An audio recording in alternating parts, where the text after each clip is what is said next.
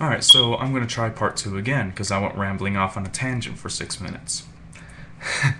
It's good that I did a part 2, I guess, to this video. Instead, I was kind of forced to break it up, but yeah. Apply to you as a person, not simply an atheist. That you can look back and say, Oh, where was it? There it is. Atheist. I mean, I guess this could really apply to you as a person, not simply an atheist. But what's more important? Acquiring as many true beliefs as possible, or not acquiring as many false beliefs as possible? Okay. I'm going to go ahead and reword the question. If this violates your rules, tell me and I'll redo part 2, okay? It's just because I don't like the word belief. The word belief has a connotation of faith, which is accepting a concept or idea without or contrary to reason and evidence. And I don't do that. You know, if there's no reason or evidence behind something, I don't accept it. I take the default position of non-acceptance. And so I don't really have any beliefs, whether true nor false. So I'm going to reword this to, is it more important to acquire true knowledge about the world, or to not acquire, or to not have knowledge that you accept as fact that is false?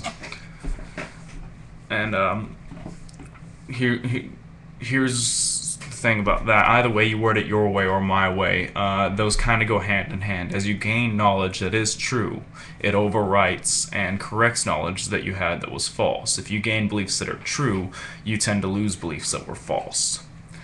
However, it's more important for me to gain knowledge that is true, but I want to hear the false information as well. I want to hear the false information and why it's false, or be able to figure out on my own why it's false. And but gaining knowledge about how the world works, or about the world, gaining knowledge at all, as long as you treat it scientifically, like scientific method, you test it, you measure it, you use logic, you take the thinking you gain from the world around you. Like, we know, thanks to science, we know that it's a good rule of thumb to think that things have come from simple to complex, because pretty much everything has, if not everything. And if you want examples of that, that's what I went on a rant on last time for 6 minutes, so I can give you that if you want.